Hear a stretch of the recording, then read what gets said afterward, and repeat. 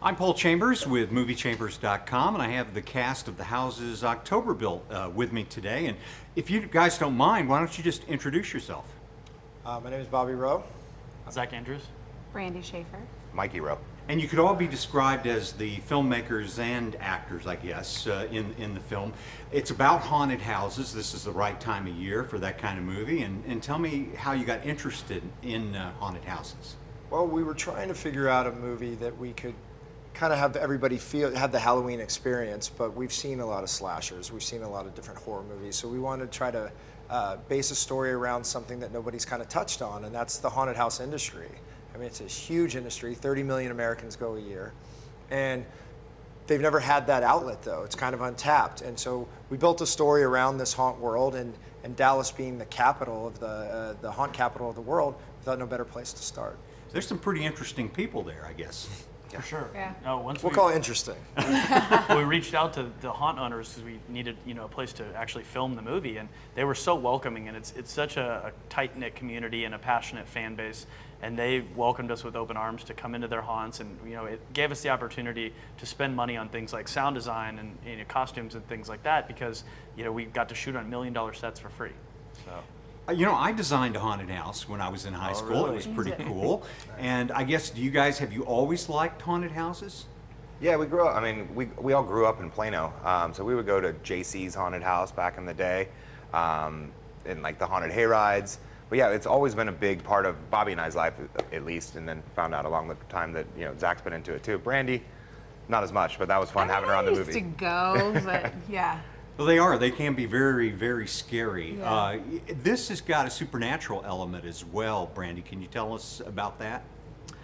Well, It's very grounded. There's not a supernatural effect, even though that it may lead to a little bit of that feeling. We tried to keep it as grounded as possible. Okay, but these interviews are fascinating with the people. I mean, how much of this is real and how much of it is fiction? That's You for tell you. me.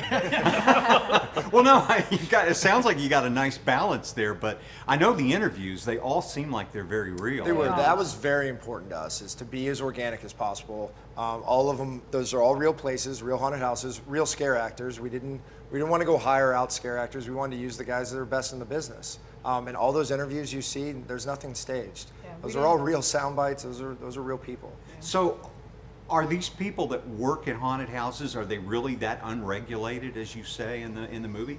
Yeah, there's no haunted house, regulation board or anything like that. There's nobody to police it. There's nobody to do background checks. That doesn't exist, which is fine, but also a little, Part of the fear.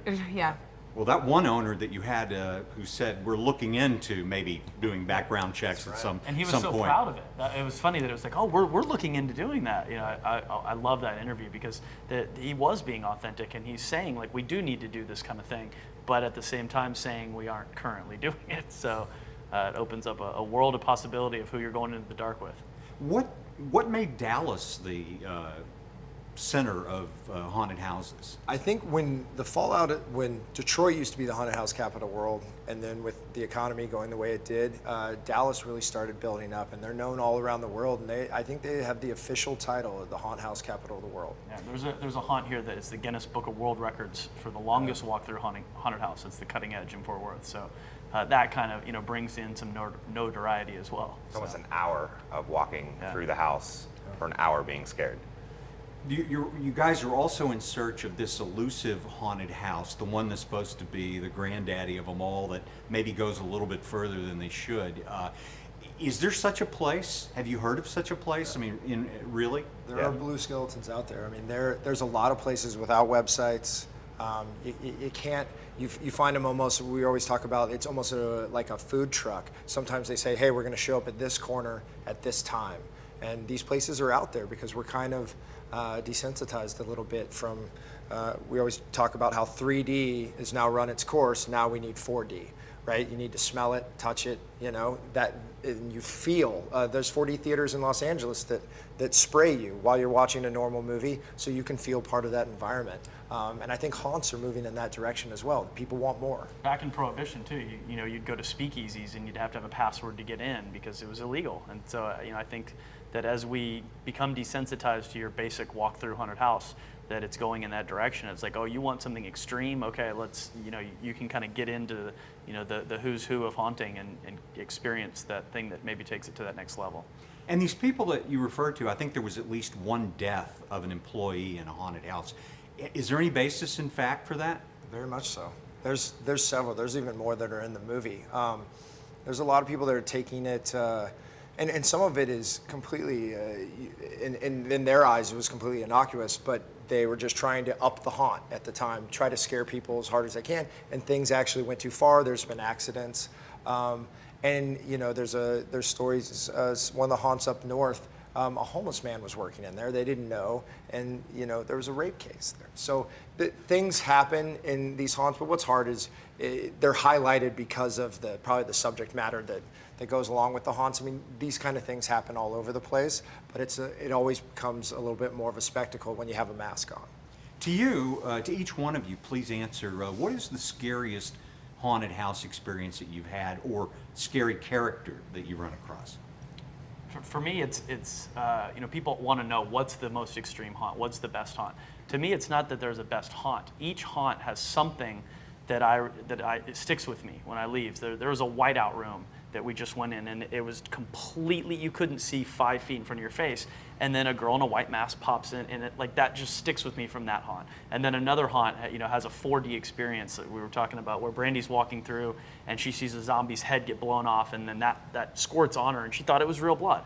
So each haunt has somehow managed to have one room that just sticks with me forever. And so it's not about one haunt, it's about what each haunt has come up with as kind of their signature thing that sticks with me. Mine's Zombie Manor. That place, because I get scared by somebody just jumping out at me, and they were great at it. I don't know how they did it, but I mean, I was scared through the whole entire time. This is the paintball sequence that you're talking about? No, it's I believe it's in Allen. Yeah, when the zombie comes running it's an artificial LED window, and it comes running at her, and then its head explodes, and she thought she had blood all over her because a mist comes out at the exact moment. They also had characters that would follow behind, and they would tap Mike or I or Bobby on the shoulder and make us step back. And so then they would insert one of their actors behind her. And so she knows that Mike's right behind her. So she's walking, something scary, and it's like, oh, Mike, did you see that? And then right behind her is another scare actor, and then she blows up again. Well, the characters, the scare actors are very good about listening beforehand and getting people's names. So down the road, when they say your name, it's almost like the opposite of the E.T. ride at Universal, where E.T. says your name, that's all nice and jolly. But you go through this a haunted house, and somebody says your name at the end, and you don't know them. That's just a little simple thing that they do because they pay attention to such detail, and that will stick with you. Mikey, what's extreme in your opinion? How far would you want somebody to go with you? It's tough. I said before, I have a major fear of snakes. That draws a line. That's when I'll say the safe word and say, let me out of here.